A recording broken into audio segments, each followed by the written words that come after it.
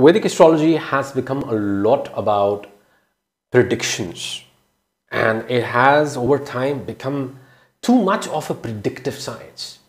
But if you look at intellectuals, if you look at researchers in the field of the study of human behavior, great psychologists like Carl Jung, they have explored astrology as a means of better understanding the minds of their subjects.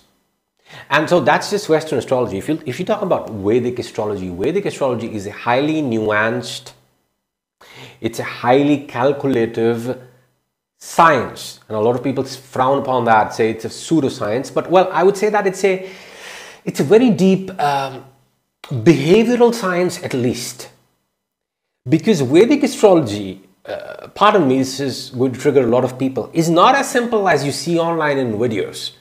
If you have Saturn in Cancer, this will happen. If you have Rahu in 6th, that will happen, and all of that. No, those videos are just a very small aspect of the understanding of Vedic astrology. And it's not about predictions either. Vedic astrology is so much more than what you think it is. It is a science of understanding your conscious. It is a science of understanding the journey of your soul through many lifetimes. The thing with Vedic literature is that it's so vast, you have to take it all together and then you find the necessary correlations. You cannot just single out one document and say, okay, we'll just follow this document and ignore everything else. No, it's not how it works. So a lot of people, they think that destiny is written in stone. It's actually not.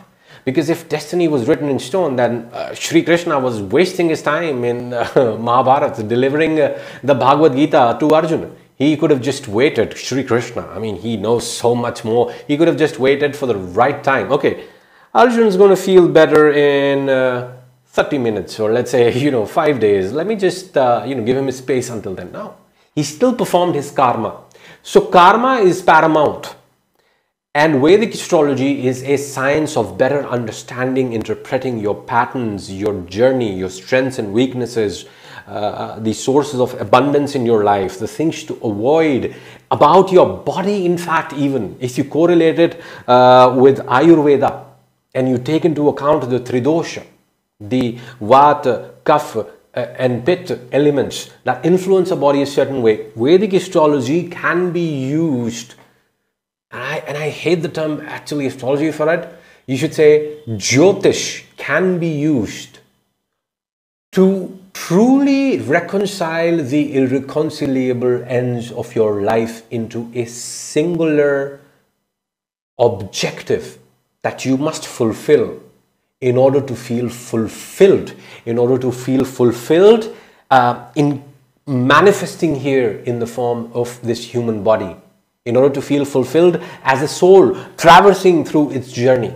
It's a deeply philosophical, calculative and expansive science, because you have, let's say, the 27 nakshatras, and each nakshatra has a ruling deity which you will find mentioned in the Rig Veda along with a particular dhyana, particular mantra for that deity. It's a great lesson in history, because quite a lot of these deities we don't even worship anymore.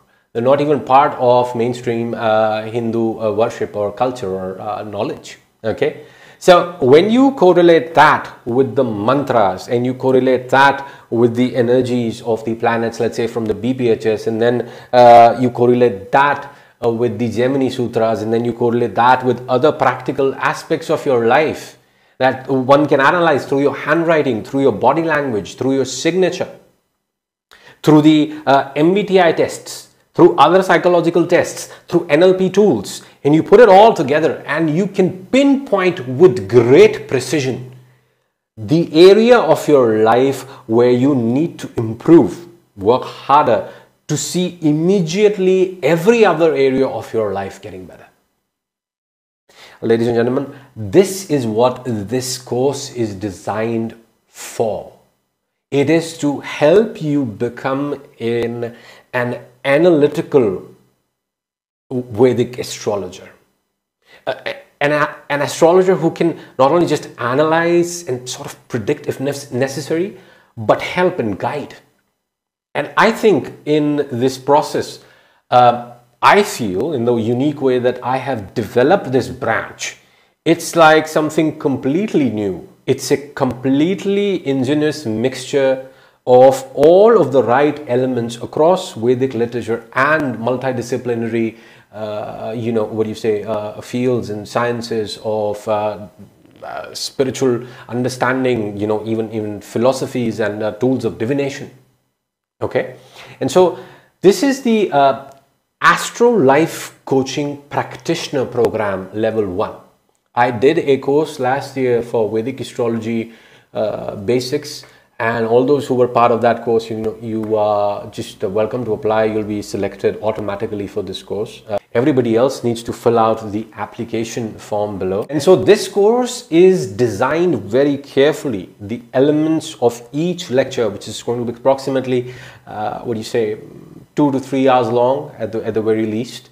And there are going to be 10 such lectures over a period of 3 months, probably 3 to 4 months, with exercises, with tutorials to do in between.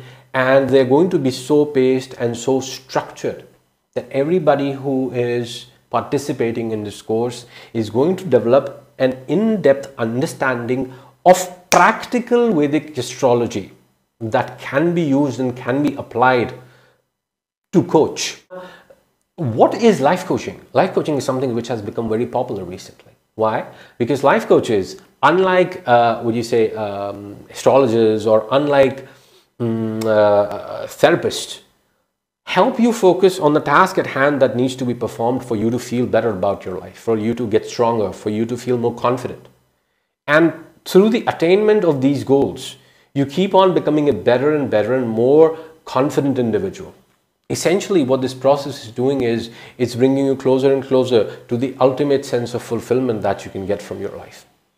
Now, Vedic astrology, when you make it a science like this, when you can use this to help with life coaching, to help with personal coaching in the day-to-day life of the individual, building an entire program, building an entire set of skills that are necessary to look at a person's chart and then be able to understand how to guide them, be able to understand how to motivate them towards the solutions that probably are lying there for them to take advantage of, but they have no motivation to apply them, using the necessary mantras. So let's talk about the modules here a little bit. They are given in the detailed PDF document. Please download that and have a look. I'm just kind of going to skim through it to give you a quick idea.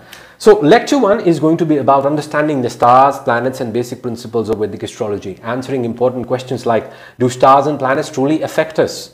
What are the origins of Vedic astrology? What is the rising sign of nakshatra? What is the mid-heaven, Imam Kolai, ascendant and descendant?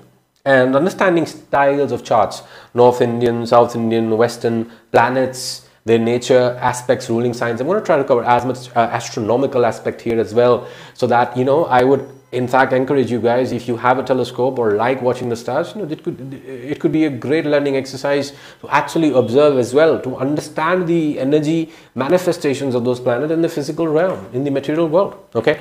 Lecture 2 is about the basic concepts of astro-life coaching. Why astro-life coaching? Destiny versus free will. Like, what's happening over there? Important time periods in a person's life. This is going to be related to special mahadashas, antardashas, transits, special events, right? And this is going to be a little bit of an introduction. Then we're going to, cover this in more detail in the modules that come up ahead. Then conjunctions, aspects, antardashas, things like that. Lecture 3 is going to be about studying the nodes.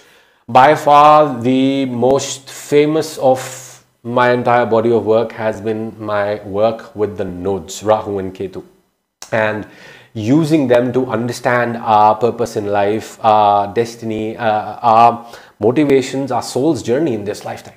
Okay, and so talking about the nodes, why should we study the nodes, and then Sankhya philosophy, as I said, multidisciplinary approach, decoding nodal knowledge, case studies of famous individuals. You look at their nodal placements and then you match that up with their life experiences, and you see a lot of consistencies that helps you understand this energy better, that helps you read this better in the chart you analyze. Lecture 4 is going to be about important time periods in anyone's life, Once again, this has to do with special transits, special antradashas, special ages, planetary maturations, planetary returns, things like that. And then case studies on planetary maturations and planetary returns, where we're going to be taking up the charts of important or, you know, well-known individuals and analyzing their life through the perspective of studying these important transits and periods in their life and the impact that it had on the actual life that they lived, you know, like their career, having children, buying house, etc., etc. Then lecture 5 is going to be about holistic coaching principles. Okay, sadhana. What influence does sadhana have on improving the karma as seen in your chart? Okay, karma. What are you here to do? Helpful, unhelpful influences. Yoga. How it's seen from your chart, and in types of sadhana also, mantra, tantra, kriya or yantra sadhana, depending on your chart. How can you improve the karma that we see, that we chart for your soul on the basis of the chart that we have? And how can you improve that karma so that you can achieve moksha, achieve everything that you want? And then yam, niyam, you know, jnana yoga, karma yoga. This is the part about yoga which is very important, which I've included here. It's essential knowledge. Even if you don't memorize, you should know where it is. This comes in very handy to guide people, help them along the spiritual path. Okay. Now, lecture 6 is going to be about working with calculations, which are very important. Ayanamshas, Panchang, Tithi, Var, Karn, Nakshatra, Yoga. So Panchang is the basic document of Jyotish. It has 5 arms to it. That is Panchang. Okay, 5 parts. They are Tithi, Var, Karna, Nakshatra, Yoga. We're going to be going over the classical texts, reading these in detail, studying these in detail, applying them to studying dates, events. Okay. And softwares, apps, how to use them, which ones to use, calculations, how to use them, right? Lecture 7 is going to be about diagnosing problems and finding solutions. This is now where we get into the actual practical part of what is going to help you turn into a practicing astro life coach. How to take notes, how to collect data, how to, you know, learn where to focus during a session when you're talking to a client, to understand where they're coming from and relate that with their chart and make sense of their karma to advise solutions, advising courses of action, how to reference solutions, where to find them, which books, which scriptures.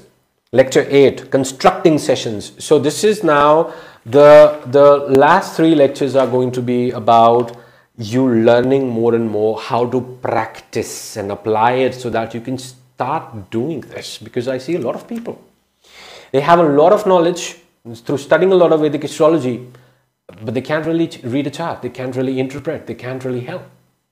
And so these practical things are going to help you not only just learn this knowledge, but also practice it. Okay, how to construct sessions in a way so that you can take this unique hybrid astro life coaching approach, what to keep in mind, how to study the subject. Okay, lots of technical stuff and things to do with your mindset, beginning rituals, midway rituals. Okay, this course, guys, can truly be a boon. The amount of attention that I've put into it, the amount of attention I am saying I'm definitely going to put into it, you know, it's a commitment as part of teaching this course. This course can make somebody who is a beginner but sincere about learning Vedic astrology and helping people a great beginner level astro life coach. I mean, you could literally start earning through this and helping people and being confident about the solutions you're providing if you do this well. Okay. Now, lecture 9 is about the favorite topic that everybody has, which is, in my opinion, only 10% of all Vedic astrology, which is making predictions. But still, it's very helpful. I mean, I do that. It's important. So, 3 different dasha systems, 10 lessons from Varamihira's Faladipika, you know, classical texts, 10 techniques from Gemini Sutras, 10 techniques from Brihat Parashar Hora Shastra, 21 important yogas that we're going to study, gemstones, crystals, mantra, tantra, sadhana, other practices to affect outcomes. How, when and why to make predictions, important. Sometimes stupid predictions can cause so much harm to a client. They can be scarred for life just because you felt like playing God. Okay, so knowing when, how and why to make predictions is actually going to make you a person whose predictions are always on point. You have to understand The mentality and the mindset should never be to impress with predictions. Predictions are only 10%. Karma cannot be outdone by anything in this world. Okay, that's the basis of Astro Life Coaching. Now, lecture 10 is going to be learning from the best. Sir John Whitmore, the guy who developed NLP, Tony Robbins, great life coach, Sir Alex Ferguson, a great football coach, and taking their case studies, because remember, this is Astro Life Coaching, also understanding how can you be a better leader, a better coach, right? Basics of NLP, basics of CBT. CBT is cognitive behavioral therapy, NLP is neuro-linguistic programming, basics of leadership development, helping clients build sustainable routines, goals and practices, and mindset coaching. All of these things are going to come in important when you want to be a coach, when you want to coach somebody. Coaching is not about the degree you have. It is not about, your I don't know, marks, grades, GPA at school. Coaching is about how understanding and responsive are you to your client's needs. How much do you know where to draw the fine balance between being a strict person who is working in your best interest to being a soft person who allows you to heal yourself just through conversation. That is what being a good coach is. Anybody can be a great coach. And this strategy will make you an Astro Life Coach, which is, leveraging the power of Vedic astrology, thousands of years of knowledge. That is basically what Vedic astrology and Vedic literature is. Okay, the Vedas are amanushya in Vedic culture. We say in Hinduism that the Vedas were not given, to man by man. They were given to us, it is believed, through the gods or through some other higher inspiration that we don't quite know. And we know for sure that the Vedas are very old, because Sanskrit has a thing that no other language has. It has a checksum system wherein you can check if the knowledge has been tampered with or not. There is a specific meter for every shloka, and then for every part, every chapter. So if you upset one shloka, 1 meter, everything goes out of whack. So we know for sure that the Vedas have been shared, with this through I don't know, how long ago this knowledge actually sort of started getting written down. What's the true source of it? We're still trying to research it. Okay. And then the final lecture is going to be a very important one as well. This is not part of the course. It's an additional lecture. You have to pay additional for it. But this lecture can actually help you with the practical aspects of running a coaching practice. Okay. Digital marketing techniques, content marketing techniques, pricing and durations, social media, search marketing and advertising, getting reviews and references, building your online presence, websites, blogs, scheduling, calendars, forms, building a simple terms of use document, NDA templates and uses, handling difficult clients. All of this, you do this entire course plus this class, you're ready to be a coach, you're ready to make a difference in the world. I don't like making, big claims, etc. But this is something I can stand by, because I know I am going to be teaching this course myself, just me. And I'm going to be taking my time with it. Registration for this course is going to close October the 1st, 2024. Okay. This time, I am not so sure how many students I'm going to take. I probably 50. Probably 50 this session, and then we'll see next time when I do this in July. Probably I'll take more. So seats are limited because I want to do a good job of it. I don't want to, go into this one-to-many sort of communicative state where you're talking about a lot of things. I mean, then why not just put things on YouTube, right? The point of the course is to select people, to work with people, and please don't think of selection as a process where I'm trying to test you. No, it's just about where I am with respect to the knowledge that I want to disseminate, the things that I want to teach, the things that I want to work on, and how many people there are who are on that same wavelength, who want to learn it in the same way, apply it in the same way. Okay, on the basis of that, there needs to be a lot of support and two-way communication. So I can actually help you guys who are a part of this course set it up, become a practitioner, become great at it, become good with it. Okay, and so registrations are going to close October the 1st. They could close earlier, they could close in like 15 days, we don't know, depending on how many inquiries we get. I will try to keep them open at least, till mid-September. Okay, mid-September, yeah, third week of September. I'll try to keep them closed until then, but we never know. Okay, so thank you for supporting this website. Please check it out. I've put a lot of great new content here, and see you on the other side. Take care.